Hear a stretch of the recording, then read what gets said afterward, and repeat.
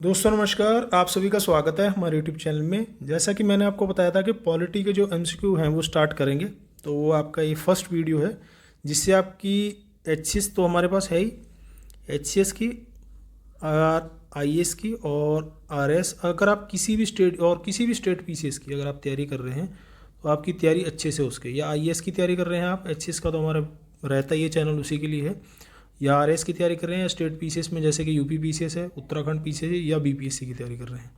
ठीक है, इसमें मैं चारों के चारों जो ऑप्शन दे रखे हैं वो सारे के सारे क्लियर करूँगा। अगर आपने वो चैप्टर पढ़ रखा है उसके बाद आप ये क्वेश्चन लगाएंगे तो यकीन मानिए आपके सारे के सारे डाउट जितने भी होंगे या क्वेश्चन से रिलेटेड आपकी सभी चीज़ें क्लियर हो जाएंगी। अगर आपको डिटेल में चैप्टर ही चाहिए तो उसके लिए मैंने कहा था कि आप कमेंट बॉक्स में ज़रूर लिखना, और ये वीडियो देखने के बाद इसमें आपको क्या क्या चीज़ें ठीक लगी हैं और या कोई कमी रह गई है तो उसके बारे में भी ज़रूर बताना।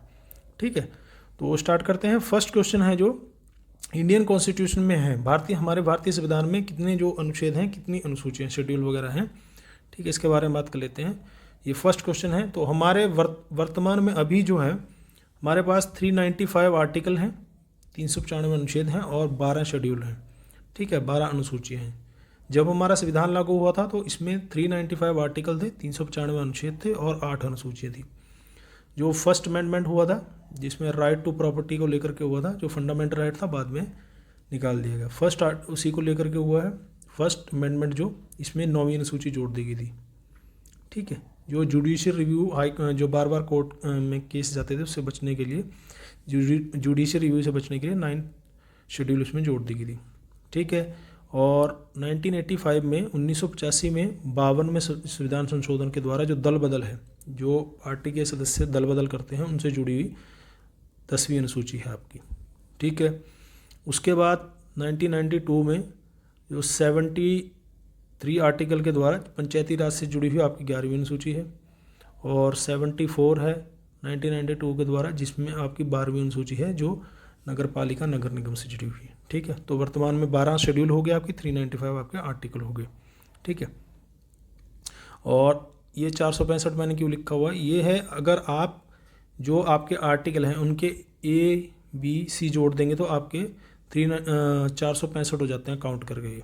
लेकिन ज़्यादातर जितने भी क्वेश्चन पूछे गए उसमें बेसिक ही पूछा जाता है। अगर ये पूछा जाता है तो आप इस पर मार्क कर देंगे। ठीक है, शेड्यूल आपकी उतनी ही रहेंगी, 12 की 12 ही रहेंगी। ठीक है, टोटल जो भाग हैं आपके संविधान के 22 भाग हैं। तो ये बेसिक सी जानकारी है इसके बारे में। ये वही है जैसे कि 390 ए है, बी है। ठीक है, ये ABC जोड़ देते हैं तो इतने बन जाते हैं। तो ये चारों के चारों ऑप्शन आपके क्लियर हो गए। बढ़ते हैं अगले प्रश्न की तरफ। अगला क्वेश्चन है हमारा, भारतीय संविधान इंडियन कॉन्स्टिट्यूशन को संविधान सभा थी जो हमारी कॉन्स्टिट्यूशन असेंबली के द्वारा कब अंगीकृत किया गया था, अडॉप्ट कब किया था। देखिए, ये तो सभी जानते हैं कि जो हमारा संविधान है 26 जनवरी 1950 को लागू हुआ था। ठीक है, गणतंत्र दिवस जब हम मनाते हैं, रिपब्लिक डे। लेकिन इस संविधान को अपनाया कब गया था संविधान सभा के द्वारा, पहले इसको अपनाया गया था। ये था डेट है आपकी 26 नवंबर 1949 को, जिसको संविधान दिवस भी बोलते हैं, हमारे कॉन्स्टिट्यूशन डे। ठीक है, तो कुछ प्रावधान इसके उसी दिन से लागू हो गए थे। और जो संविधान सभा है इसमें मैंने बात की है कॉन्स्टिट्यूशन असेंबली है जो, ठीक है, ये बनी थी आपकी कैबिनेट मिशन योजना के द्वारा। ठीक है, 1946 में जो कैबिनेट मिशन योजना आई थी उसके द्वारा चुनाव कराए गए थे प्रांतों में।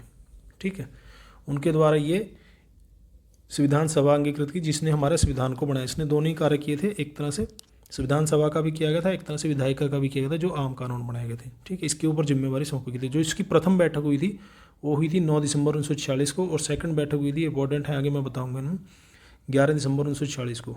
अगर पूछा जाए कि जो संविधान सभा के सदस्य थे वो कैसे चुने गए थे, तो वो चुने गए थे जो हमारी प्रांतीय विधानसभाएँ थी। जो प्रांतीय विधानसभा थी उस टाइम में, जैसे आज विधानसभा होती है स्टेट में, उस टाइम में प्रांत होते थे। ठीक है, उनके जो निर्वाचित सदस्य थे उनके द्वारा अप्रत्यक्ष रूप से, डायरेक्ट नहीं, अप्रत्यक्ष रूप से, यानी कि डायरेक्ट जनता के द्वारा ये लोग नहीं चुने गए थे। जो विधायिका के मेंबर हैं, विधानसभा के जो मेंबर हैं, जो वर्तमान में आज विधानसभा, उस टाइम में प्रांतीय विधानसभा थी। ठीक है, उनके द्वारा ये चुने गए थे। और जो देसी रियासतें थी, देसी रियासतों के जो प्रतिनिधि थे वो उनके राज्य, देसी रियासतों के जो राजा थे उनके द्वारा अपॉइंट किए गए थे। तो टोटल थे ये 389। ठीक है, जिसमें आपके थे 296 थे जो ब्रिटिश प्रांतों से थे। ठीक है, और जो 93 थे वो देसी रियासतों से थे। बाद में जब देश का विभाजन होगा मुस्लिम लीग इससे अलग हो गई थी, तो 229 थे जो भारतीय ब्रिटिश प्रांतों से थे और 70 थे जो वो आपके देसी रियासतों से थे। इसमें जो आंकड़ा लिया गया था 10 लाख पे एक प्रतिनिधि का लिया गया था आंकड़ा, ठीक है, 10 लाख पे एक मेंबर को चुना गया था। तो प्रांतीय विधानसभा के जो मेंबर थे उनके द्वारा चुना गया था, जिसमें हम बात करेंगे जैसे हमारा राष्ट्रपति चुना जाता है अप्रत्यक्ष रूप से, जिसमें सामुदायिक प्रतिनिधित्व प्रणाली होती, आनुपातिक प्रतिनिधित्व प्रणाली होती है, जिसमें हमें रेशियो देना होता है, फर्स्ट प्रेफरेंस, सेकंड, थर्ड और फिर फोर्थ होती है आपकी। उसके बारे में बाद में बात करेंगे। ठीक है जी, क्लियर हो गया। उसके अगला क्वेश्चन है आपका संविधान सभा कॉन्स्टिट्यूशन जो असेंबली की जो प्रथम बैठक की अध्यक्षता किसने की थी, ठीक है, उसका चेयरमैन कौन था, प्रेसिडिंग उसकी किसने की थी। तो इसके लिए मैं 9 दिसंबर मैंने आपको बता ही दिया, पहली प्रथम बैठक हुई थी, फिर 11 को दूसरी हुई थी और 13 को तीसरी बैठक हुई थी। ये तीनों इंपॉर्टेंट है, इसलिए जो प्रथम बैठक हुई थी उसकी अध्यक्षता जो की थी वो की थी डॉक्टर सच्चिदानंद सिन्हा ने। ये सबसे सीनियर थे उस टाइम, सीनियर मोस्ट, ठीक है, ये अस्थायी थे। और 2 दिन के बाद जो 11 दिसंबर को सेकंड बैठक हुई उसमें डॉक्टर राजेंद्र प्रसाद जो बाद में हमारे प्रेसिडेंट बने, इनको परमानेंट अध्यक्ष चुन लिया गया था संविधान सभा का, ठीक है। संवैधानिक सलाहकार किनको बोला जाता है, बी एन राव को। हमारे संविधान सभा के संवैधानिक सलाहकार थे बी एन राव, इनका बहुत बड़ा योगदान है संविधान निर्माण में। और सबसे इंपॉर्टेंट है डॉक्टर भीमराव अम्बेडकर जी जो ड्राफ्टिंग कमेटी प्रारूप समिति के चेयरपर्सन थे, अध्यक्ष थे, इन्हें संविधान निर्माता भी कहा जाता है। 13 दिसंबर मैंने इसलिए बताया, 13 दिसंबर को उद्देश्य प्रस्ताव प्रस्तुत किया गया था, ठीक है, जो बाद में हमारा प्रियम्बल बना, जो नेहरू ने प्रस्तुत किया था, ठीक है। उसके बाद है संविधान निर्माण के लिए अलग अलग कमेटियाँ बनाई गई थी, ठीक है, उनके बारे में बता देता हूँ मैं। समितियाँ जो बनाई गई थी जैसे कि नियम समिति है, संचालन समिति, ये इंपॉर्टेंट मैंने यहाँ पर लिखे हैं जो आपके एग्जाम में पूछी जाती हैं। रियासत समिति है, इसके जो अध्यक्ष थे डॉक्टर राजेंद्र प्रसाद थे, ठीक है। जो आपकी फेडरल सिस्टम से जुड़ी हुई थी संघ शक्ति समिति, संघ संविधान समिति, ठीक है, और इसके पंडित जवाहरलाल नेहरू थे। एक और थी झंडा समिति भी थी, जो हमारा झंडा उस पर निर्णय वगैरह लेना था, झंडा समिति भी थी, उसके भी डॉक्टर राजेंद्र प्रसाद थे। सबसे इंपॉर्टेंट है जो जिनको बार बार क्वेश्चन पूछा जाता है, प्रारूप समिति, ड्राफ्टिंग कमेटी, इसके अध्यक्ष थे डॉक्टर भीमराव अम्बेडकर जी, ठीक है। इसके बारे में डिटेल में थोड़ा सा और बता देता हूँ मैं।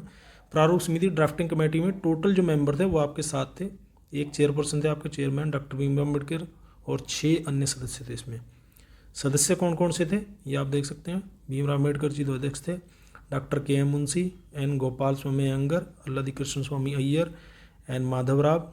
जो एन माधवराव थे वो थे बी एल मित्र की जगह, क्योंकि उनकी डेथ हो गई थी, ठीक है, बाद में यही रहे, तो यही मेंबर माने जाएंगे। सैयद मोहम्मद सादुल्ला और टीटी कृष्णामाचार्य भी डीपी खेतान की जगह थे, पहले डीपी खेतान को चुना गया था, उनकी भी डेथ हो गई थी, ठीक है। तो ये 7 हैं, ये देख सकते हो आप। अगला मैं आपको डाटा थोड़ा सा बता दूं, जिसमें है संविधान निर्माण में हमारे 2 वर्ष 11 महीने 18 दिन लगे थे। कहीं कहीं जगह ये 17 दिन में दिया हुआ, लेकिन ऑथेंटिक ये 18 दिन। और ये 11 अधिवेशन है, जिस दिन संविधान अपनाया गया उसको भी अगर काउंट कर लेते हैं तो एक और बढ़ जाता है, उसमें बताते हैं कि 12, वैसे 11 मूल रूप से 11 ही अधिवेशन है, ठीक है जी। आगे क्वेश्चन है हमारा इंडियन कॉन्स्टिट्यूशन की शेड्यूल के बारे में बात कर लेते हैं। कौन सी अनुसूची, शेड्यूल, राज्य स्टेट के बारे में, उसके नाम के बारे में और राज्य क्षेत्र उसके एरिया के बारे में ब्यौरा देती है। जो 12 शेड्यूल मैंने ऊपर आपको बताई हैं, ठीक है, इनमें से कौन सी शेड्यूल है जो स्टेट के बारे में, उसके नाम के बारे में और उसके एरिया के बारे में, राज्य क्षेत्र के बारे में ब्यौरा देती है। तो ये है आपकी फर्स्ट शेड्यूल, जो पहली अनुसूची है, ठीक है, जो आर्टिकल 1 से लेकर 4 तक, जो मैं बाद में बताऊंगा आपको अलग वीडियो में, आर्टिकल 1 से लेकर 4 तक जुड़ी हुई है, ठीक है, जिसमें हमारे स्टेट के बारे में, जो हमारे स्टेट हैं और जो हमारे यूटी हैं, यूनियन टेरिटरी हैं, उनके बारे में बताया गया, उनके एरिया के बारे में बताया गया, उनके नाम के बारे में बताया गया। आपको ये पता होगा कि 1 से लेकर 4 तक जो आर्टिकल हैं वो संविधान से स्टेट के निर्माण से जुड़े हुए हैं, जिसमें स्टेट के निर्माण के लिए संसद, पार्लियामेंट जो कोई स्टेट नया बनाती है, ठीक है, उसके लिए आपको संविधान संशोधन की जरूरत नहीं पड़ती। संविधान संशोधित हो जाता है लेकिन संविधान संशोधन की जरूरत नहीं पड़ती, ठीक है। दूसरी जो शेड्यूल है वो जुड़ी हुई है सैलरी से, वेतन से जुड़ी हुई है, वेतन भत्ते जो दिए जाते हैं, जिसमें आपके आ जाते हैं राष्ट्रपति, उपराष्ट्रपति, ठीक है, पार्लियामेंट, लोकसभा, राज्यसभा के जो अध्यक्ष हैं, उपाध्यक्ष हैं, ठीक है, जो मंत्री हैं, जितने प्रकार के प्रधानमंत्री, इन सबके वेतन भत्ते जो हैं वो दूसरी अनुसूची में दिए गए हैं डिटेल में। तीसरी जो अनुसूची है जिसमें आपकी शपथ या ओथ के बारे में बताया गया है, ठीक है, जिसमें आपकी मंत्रियों के द्वारा ली गई शपथ या ओथ है, और जो सदस्य हैं, संसद के सदस्य, उनके द्वारा ली गई ओथ है। इसमें राष्ट्रपति की ओथ नहीं दी हुई, जब राष्ट्रपति पढ़ेंगे तो बता दें, क्योंकि राष्ट्रपति की ओथ जो है वो आर्टिकल में ही दे रखी है। चौथी अनुसूची है जो आपकी राज्यसभा है, ठीक है। राज्यसभा में जो सीटें दे रखी हैं, राज्यसभा में कितनी सीटें होंगी, स्थानों का आवंटन दिया हुआ है चौथी अनुसूची में, ठीक है जी। ये चारों क्लियर होगी यहाँ पर। अगला क्वेश्चन है आपका भाषा, लैंग्वेज से संबंधित कौन सी शेड्यूल है, कौन सी अनुसूची है जिसमें भाषाएं दी रखी हैं, जिसमें संविधान के द्वारा जिनको मान्यता प्राप्त है। तो ये है आपकी 8वीं अनुसूची, 8वां शेड्यूल है जो इसमें 22 भाषाओं के बारे में बताया गया, 22 भाषाओं को मान्यता दी गई है, ठीक है। 7वीं अनुसूची आपकी जिसमें 3 लिस्ट दे रखी हैं आपकी, यूनि लिस्ट है, स्टेट लिस्ट है और कंकरेंट लिस्ट है, जिसमें संघ सूची जिसको बोलते हैं, इसको राज्य सूची बोलते हैं और इसको समवर्ती सूची बोलते हैं, ठीक है। संघ सूची है जो जिस पे सेंटर कानून बना सकता है, संसद कानून बना सकती है। इसमें टोटल जो विषय दे रखे हैं मूल रूप से 97 है, ठीक है। वैसे काउंट करेंगे तो 98 हो जाते हैं। आप इससे कन्फ्यूज नहीं होना, बेसिक की चीज़ें पूछी जाती हैं। अगर आप ऐसे ABCD करके इनमें जोड़ देंगे तो 98 हो जाते हैं, ठीक है। ये अलग अलग जगह आपको अलग अलग मिलते हैं। तो लूसेंट वगैरह में जो बच्चे पढ़ते हैं, तो मैं उनसे कहूँगा डिटेल में जो चीज़ें हैं उनसे बेसिक से ही क्वेश्चन पूछे जाते हैं, ठीक है। स्टेट में है जो स्टेट में जो विषय दे रखे हैं आपके, वो है 66 विषय हैं मूल रूप से, ठीक है। वर्तमान में इसमें कम कर दिए गए, स्टेट से कुछ निकाल दिए गए हैं, तो वो 59 वगैरह बैठ जाते हैं। तो यही पूछे जाते हैं, बेसिक मैंने आपको बताई है। और समवर्ती सूचियाँ इसमें बढ़ गए विषय जिस पे दोनों बना सकते हैं, तो इसमें 47 है, वैसे 52 की जगह आपको मिल जाएगा। तो ये आपको याद करना है, ये आपको याद रहना चाहिए, 97, 66 और 47, इस पे दोनों कानून बना सकते हैं, ठीक है। 5वीं और 6ठी अनुसूची है आपकी, ये आपकी शेड्यूल ट्राइब एरिया से है। 5वीं जो अनुसूची है आपकी, जिसमें अनुसूचित क्षेत्र और अनुसूचित जनजातियों के प्रशासन और नियंत्रण, ठीक है, गवर्नेंस और कंट्रोल के बारे में बताया गया है, जो पूरे देश के हैं, ठीक है। अनुसूचित क्षेत्र हैं जो शेड्यूल्ड एरिया हैं और शेड्यूल ट्राइब है, उनके बारे में, ठीक है। 6ठी अनुसूची भी इसी से है, शेड्यूल ट्राइब और शेड्यूल एरिया के बारे में, लेकिन इसमें जो असम है, मेघालय है, त्रिपुरा है और आपका मिजोरम, ठीक है। इन 4 स्टेट के शेड्यूल ट्राइब और शेड्यूल एरिया के बारे में, इसमें पूरे देश के बारे में 5वीं अनुसूची। 6ठी अनुसूची सिर्फ इनसे है, ठीक है। क्लियर होगी चीज़। उसके बाद है आपका दल बदल, जो मैंने आपको बताई था ऊपर, ठीक है। जो दल बदल सिस्टम है, एंटी डिफेक्शन लॉ की कौन सी अनुसूची में आपका दिया गया है, तो ये बाद में जोड़ेगी थी, मैंने आपको ऊपर भी बताया था 52 अमेंडमेंट के द्वारा 85 में 10वीं अनुसूची में है दिया हुआ दल बदल से बारे में। इसके बारे में अलग से बात करें पूरी डिटेल में, किस किस को दल बदल कानून में लाया जा सकता है, किसको नहीं, ठीक है जी। और जो 9वीं अनुसूची है आपकी, मैंने आपको बताया गया था, फर्स्ट आर्टिकल के द्वारा जोड़ी गई थी, ठीक है, जिसमें भूमि उपबंध वगैरह हैं सभी स्टेटों के शामिल किए हुए, जिसमें चकबंदी और दूसरे तरह का कानून है। भूमि बंदोबस्त जो स्टेट के होते हैं वो जुडिशरी रिव्यू से बचाने के लिए, ठीक है। ये 1951 में ही बन गई थी। 11वीं अनुसूची मैंने आपको बताई है, पंचायत से जुड़ी हुई है, 1992 में पंचायत से जुड़ी हुई है। इसमें 29 विषय हैं जिन पर पंचायत कानून बना सकती है, ठीक है। 12वीं जो आपकी अनुसूची है वो नगर पालिकाओं से जुड़ी हुई है, ठीक है। ये भी 1992 से है, ये 73 अमेंडमेंट है और ये 74 अमेंडमेंट है, संविधान संशोधन, ठीक है। इसमें 18 विषय दे रखे हैं जिन पे नगर पालिकाएं और नगर निगम कानून बना सकते हैं, ठीक है। तो ये शेड्यूल आपकी क्लियर हो गई। यहाँ पर संविधान का बेसिक चीज़ें हमने क्लियर कर ली। आगे भी है, वीडियो ज़्यादा लंबा हो जाएगा, दूसरी वीडियो में बात करेंगे।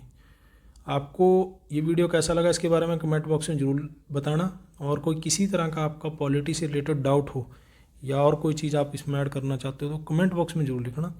देखने और सुनने के लिए धन्यवाद। जय हिंद, जय भारत, वंदे मातरम।